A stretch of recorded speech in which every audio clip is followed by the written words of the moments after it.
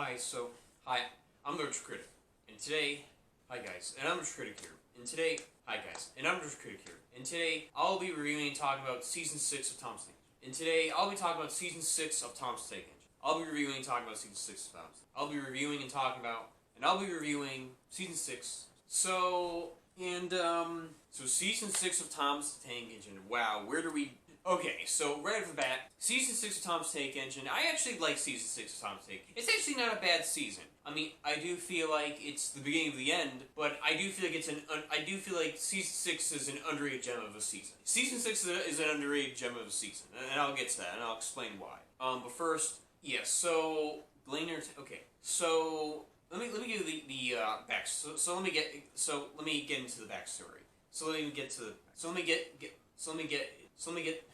get into the backstory of this season. Okay, but this is my response to the veteran. This is my response.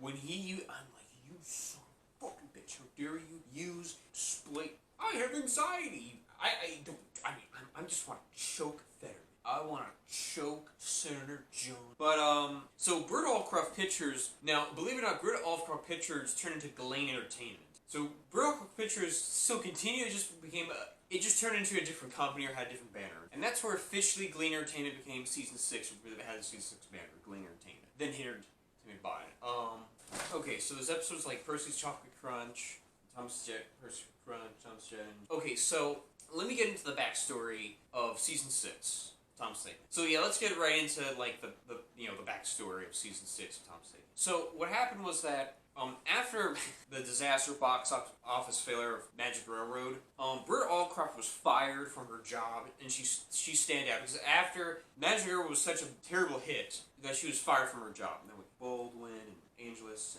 Now, in Thomas and the Magic Railroad, after the box office failure of Thomas and the Magic Railroad, Thomas and the Magic Railroad was a box office. So after the box office failure of Thomas and the Magic Railroad, Britt Allcroft stepped down from her company, and she basically stepped down as president from her company, and she left.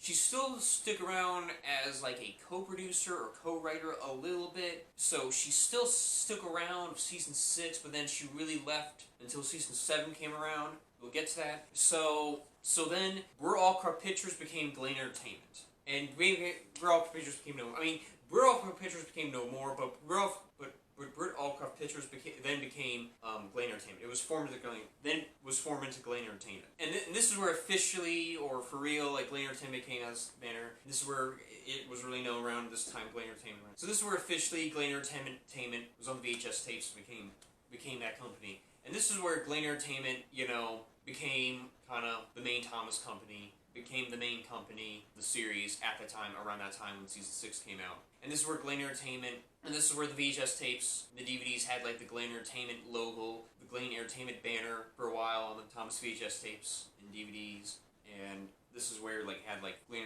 logo on. This is where it had the Glenn Entertainment logo on some of the VHS tapes, DVDs. And that's kind of it. And look, for a while, okay, so Glenn Entertainment and all that stuff, so that's interesting, and all that stuff. So that's interesting. And that's kind of how that became to be for a while. And it was Glenn Entertainment until it was bought out by Hit Entertainment. And then later around Season 7. And it became Glenn Entertainment up until Season 7, or at least up until Season 8 when Hit Entertainment bought Glenn. And it became Glenn Entertainment up until Season 7, until Hit bought Glenn, until Hit Entertainment bought Glenn Entertainment, and then it became Hit Entertainment. So that's kind of how that happened. But then later on, but like I said, this is where Britt Allcroft did stick around for Season 6, but she was only like a writer or producer. She was only like a little co-producer in some episodes, and Britt Allcroft was also like a co-writer in some episodes. So Britt Allcroft did stick around of Season 6 for a little bit. Then she really left until Season 7. But then she really left until Season 7. But then she officially left until Season 7. But then she officially left until Season 7. So there's that. So that's kind of how that happened. So, and all that stuff. So that's interesting. And that's the really fascinating part about it. And that's the really fascinating part about it. Those are my thoughts on that. And those are my thoughts on that. But I do like Alec Baldwin's, he does a Hitchcock voice for Top Hat, and like, look, I mean, I like it how Alec Baldwin does he does a Hitchcock voice for Top Hat. I like how Alec Baldwin still like does like a Hitchcock voice for Sir Topham Hatt. I really like that. I like that. So that's a really cool part about that, and gives him that. he gives him like a that of an Alfred Hitchcock voice. Okay, that's all I gotta say. So that's kind of really cool about all that stuff. Okay. So Magic Road was a fail. Magic Road. So Magic Road was a fail. So 8 out of 10. Okay, so now around season 6, you still had like Mike O'Donnell and Junior Campbell still doing the score for this season, and I think they're still really good in this season. Their score's on par with season 5. Really good score. I really still like their score in this season. Now I love the center talk. David Benn still directed this season. Now Mike Jr. and Mike O'Donnell and Junior Campbell still do the score for this season. Yeah, so it's kind of still cool that Mike O'Donnell and Junior Campbell still did the score for this season. So they did the score for this season still, and I would say they did a phenomenal job. They're on par to season 5. So they actually did an amazing job for the score for this season, and they did incredible. I really like their score here, and Mike and Junior really great as always here, and Mike and Jr. were really great in this season. I would say their score is on par to season 5, like really good, close to season 5. Really like the season, but like Mike and Jr. were really Mike and Jr. were really good around this season, and they're close to being as good as season 5. I think season 6 is really good, but their score for season 6 is really underrated and really good. I mean, it's really close to being as good as season 5 and really similar. But that's what I really like about that. Really good score, really underrated, really like it. It's really similar to the other season, but it's just enjoyable to listen to. It's a really, really good score. I really like it. Now, season 6 was still directed by David Minnan. So, season 6 was still directed by David Minnan, and I would say David Minnan did a solid job.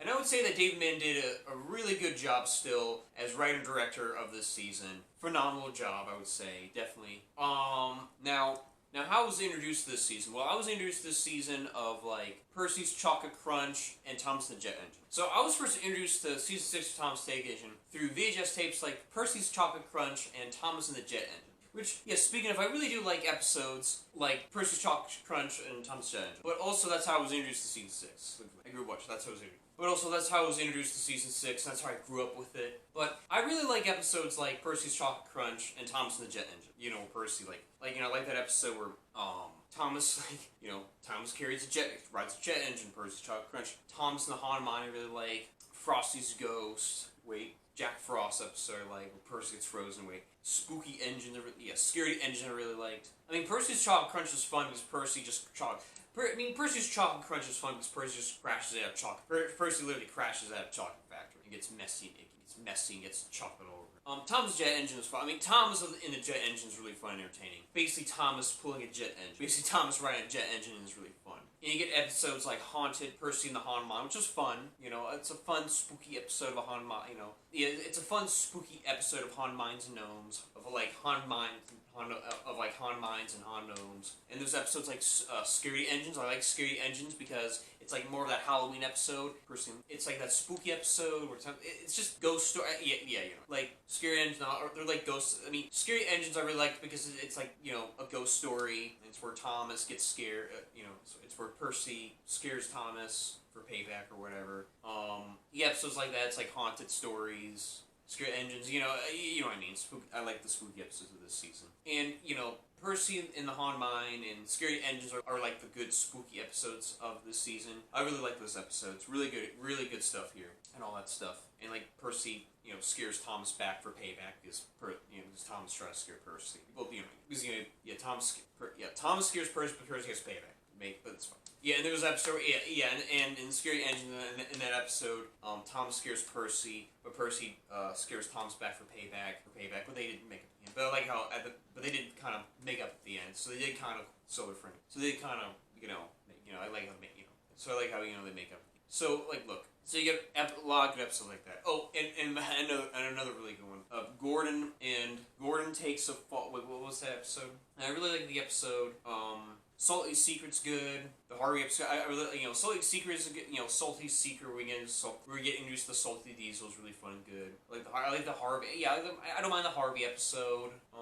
And you get stuff like, and Gordon takes a fall. That the episode where Gordon crashes is really fun, entertaining. So I like all episodes of this season. I like the Cranky episode. I will go on. I mean, yeah, Gordon takes a yeah, it's called Gordon. Yeah, it's the episode where Gordon takes a plunge. Gordon takes a fall. I like the episode where Gordon, crashes down a hill. I like that. I like that one episode where Gordon pulls freight carts, but it's where Gordon crashes down a hill. I really like that episode. Really had a fun time with that episode.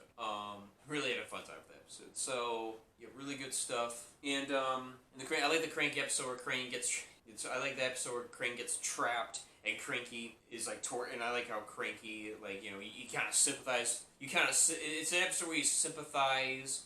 Cranky, he's like it's where Cranky's annoyed and he doesn't want to hear any more salty.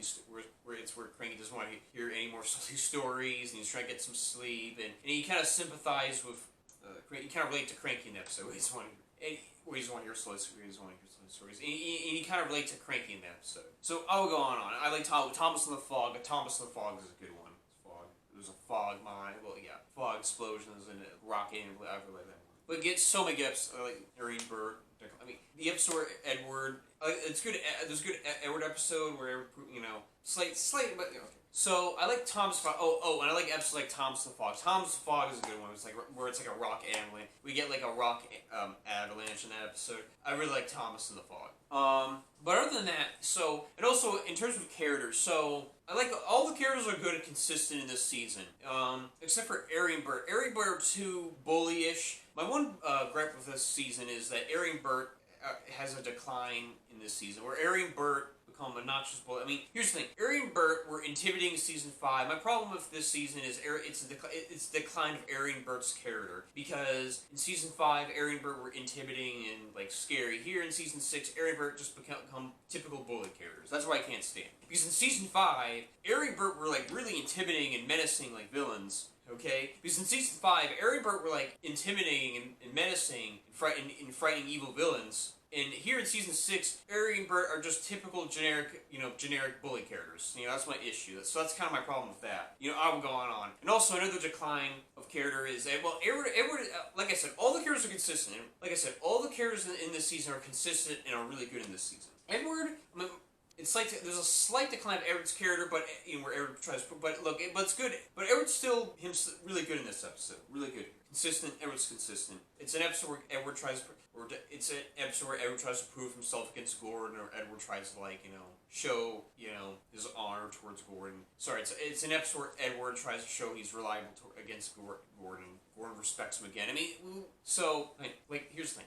Yeah, there's an episode where Edward tries to show he's reliable towards Gordon, or Edward tries to win back. Edward tries to prove himself and try to win back the respect of Gordon. Try to win back the respect of Gordon. It's where Gordon respects Edward again, something like that. But we already been through this, and we already had those triumphs in season 1 and 2 at least. Oh my god! But then we get stuff like this. So that's what I mean.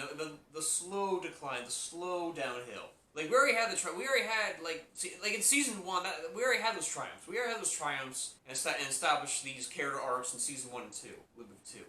But that's what I mean. This is the slow But that's what I mean. This is the slow decline of the series, and even character decline. But Edward's so consistent and good. But Edward's so consistent in this season and still himself. So Edward's so good in this. Edward's so good in this episode and this season. So I'll go on. And that's how I feel about that. So in season 6. So now let's get into the narrators. So let's start with Michael Angelis. Okay, so Michael Angelis was actually really good here. Okay, so now let's get into the narrators of this season. So let's get into the narrators. And the narrators of the season. So, okay, so first off, let's get into Michael Angelis. So Michael Angelis, okay, so now I do like both narrators of this season, but we'll get into that. So Michael Angelis, I thought Michael Angelis was actually really good in this season. He was still really good in this season. In my opinion, this is the last season he was good. In season 7, for some reason, they toned down his voice, and they toned monotone his voice. It's ridiculous, but we'll get into that. But season 6, Michael Angelis was energetic and fun, really good. Because here's the thing: in season 6, Michael Angelis was still energetic and really good. He gave an energetic, fun voice. At least he gave a lot of enthusiasm, and he seemed like he had a good time. Voices of character. I like his voices of characters. And he had a lot of enthusiasm. He had a good time. He had a lot of enthusiasm, and he seemed like he had a good time and all that stuff. And this is the last season. Yeah, season 6 was the last season where Michael Angelis sounded good, at least. Where Michael Angelis like sounded really good in this season. Okay, he sounded really good and competent. He sounded really good and competent, but you know, he had a lot of energy and enthusiasm. But for some reason, around season 7, they told Michael Angelis to change his voice or tone down it. Like for some reason around season 7, for some reason they told him to like tone down his voice and like tone down his narration or like give a monotone narration for season 7. They told him to kind of tone that down. I don't know why. Like in season 7, he sounds horrible in season 7. He sounds alright. Now looking back at it, he sounds alright in season 7, but even his narration's like kind of even his narration was kind of lame and okay. It was alright. It was alright looking back at it, but you know, it gets worse. But it gets worse. But his narration gets worse as his voices and his narration gets worse as time goes on. As in the later seasons, it's worse in the later seasons. But we'll get to that. We'll get to that. Now, on to Alec Baldwin. Oh boy, Alec Baldwin. So, Alec Baldwin, this is after the Magic Railroad movies, so Alec Baldwin, after playing Mr. Conductor, Alec Baldwin, you know, still did the narration for the U.S. version of season 6. Because Andrews did the UK Baldwin. Now, Alec Baldwin did the U.S. narration. Andrews did the UK version. Andrews did the UK dub. Baldwin did the U.S. Baldwin did the U.S. dub. But Baldwin was great. Baldwin was good. Baldwin was great. And like, look, I find Alec Baldwin's so his narration was not the best. It's like his voice changed or his narration style was slightly different. It was still the same, but slightly different. Like, I don't know why. Like, his voice, like, not his voice, but, like, his voice as a character, his narration, like, sounded like he didn't want to be there. Like, it sounded like he wanted to do a paycheck. In my opinion, but in interviews and from what I heard, it showed that he did still care and he did give effort. I don't know, but his narration sounded weird. He gave different, it just sounded weird. And in this season, you know, like, I don't know if Magic Railroad made Alec Baldwin crazy, or Alec Baldwin was going through his rough, or that time where he was going through his rough divorce and all that stuff. I don't know. No, by the way, season 6 came out in 2002. Just to let you know. Came out in 2002. So, just to let everyone know. And later more in 2003. Now, because that's the thing. Because some people say, because in this narration, it sounded like Alec Baldwin just didn't want to be there. It sounded like Alec Baldwin was just doing this for a paycheck. But I'm not sure. I'm kind of mixed on that. Because from what I found out, from just interviews and just from what I read and what I found out in research, it's been said that Alec Baldwin did still care. It's been said that Alec Baldwin did still care, and he gave a lot of effort in this season, and it's been said that he gave a lot of effort in this season, but still, his voices are different, his narration, like, still the same narration style, just a different style. You know, he still does the same kind of narration style, but it's just a different kind of style, whatever. It's just different voices, it just sounds slightly slightly energetic, but it's weird different. Like, his voices are changed and different, his narration sounded monotone, but still energetic. Like, his narration sounded like a little bit monotone in some places, but don't get me wrong, his narration this season still sounded like energetic in some places in this season. But still, and some of like his voices sounded different. Like his voices of certain characters changed for some reason. It just sounded. It was weird. It just sounded different. And for example, like his voice for Duncan was different. I don't know why. It's different. It's strange. And, I don't know why his narration, and like, for some reason, his, like, twin, like, Bill and Ben voice were not even trying. At least he gave voice to season 5. The voice were lame. His Gordon voice was different, but it sounded alright. It was still good. It was still good. James' voice was pretty good. His Henry voice was alright. You know, still kind of different. His voice for Salty was great. I gotta tell you that. Harvard was alright. His voice for Crank was still good. I mean, here's the thing. Like, his voice for Salty was really good. I would say his voice for Salty was kind of the best in this season. Same thing with Harvey. His voice for Harvey was good. I like his Crank voice. His Crank voice was really good. His weird, like, yeah, so his Elizabeth voice was good. His Donald Douglas voice is not even trying. I mean, he's not even trying with his Donald Douglas voice. He's not even trying with his Donald Douglas voice. His Elizabeth voice was good. His Elizabeth voice was good. Oh, and he still was consistent with his Sertaba Hat voice. He gives Sertaba Hat still a Hitchcock voice. Now, and like I said, his Duncan voice is strange because like I said, his Duncan voice is strange because his Duncan voice sounds different. He changed the Duncan voice for some reason. His Duncan voice sounds different, so he changed his Duncan voice for some reason. And I'm not gonna lie, his Duncan voice is not that bad. Like, to be fair, his Duncan voice for this season is actually kind of decent, to be fair. His Diesel voice is not even, I mean, his Diesel voice is alright. Now, and his Bill and Ben voice is really weird because it just changed. Because at least in season 5, he's trying to sound like George Carlin. Like, okay, at least in season 5, for Bill and Ben, like Alec Baldwin tries to give voices of Bill and Ben. Like he tries to sound like George Carlin, or tries to sound like George Carlin's voices of those characters. Like he's trying to sound like George Carlin's voices of those characters. But that's kind of it.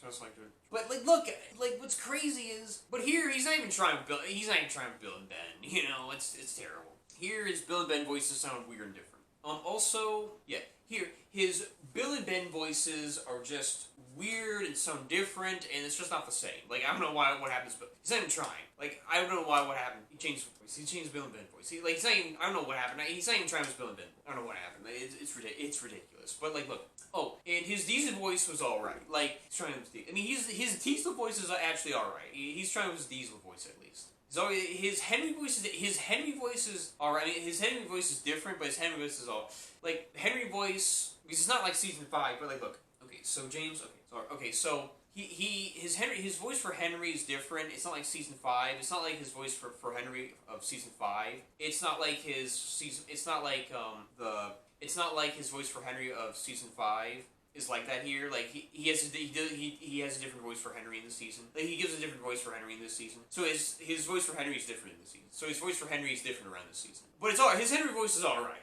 I'm not gonna lie. But I'm not gonna lie. His Henry voice is all right in this season. Now his Jane voice was also different. It's all right. Like his James voice sounds slightly gay still, but different.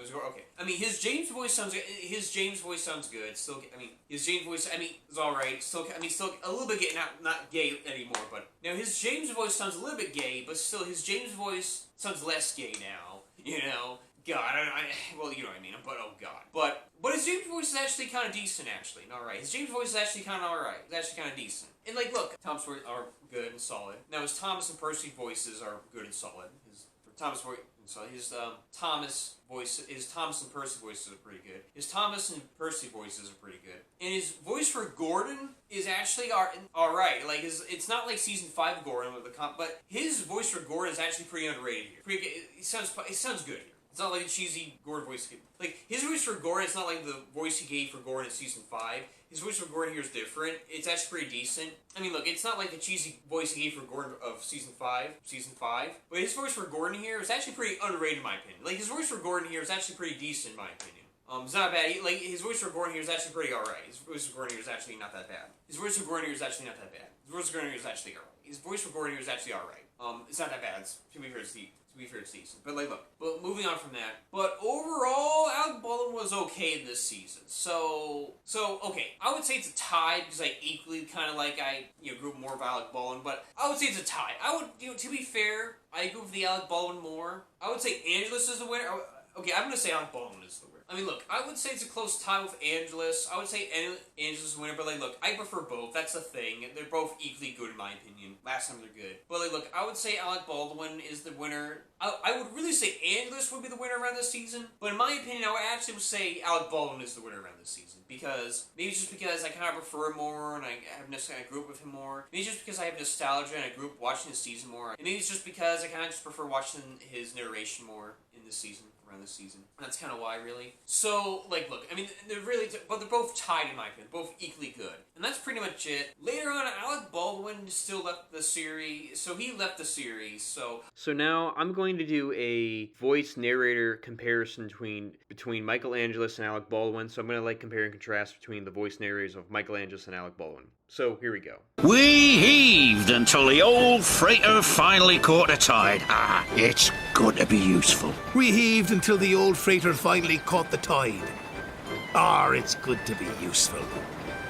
The driver tried to put on the brakes, but Thomas couldn't stop. Oh, boy! The driver tried to put on the brakes, but Thomas couldn't stop. Whoa, boy! So that was my voice comparisons of the narrators of Michael Angelis and Alec Baldwin. I compare and contrast the voice narrators of Michael Angelis and Alec Baldwin. And again, I think I kind of prefer Alec Baldwin in this season again here. And here's the thing.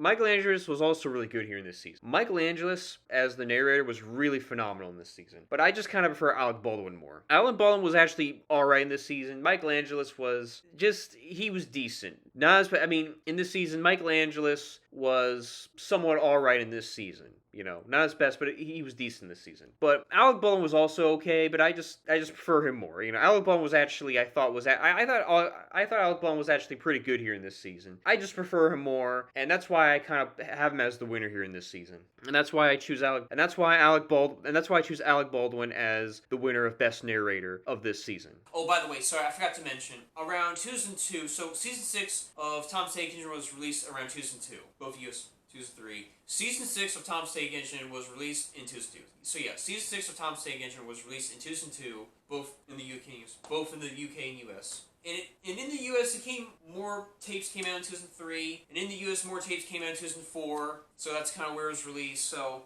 more tapes was released by then, around that time. So that's kind of hard. So that's all I gotta say about that. So later on, Baldwin left the series, and Baldwin was replaced by Michael Brandon. We'll get to that, but he was replaced by Michael Brandon. And it was continued by Michael Angelis.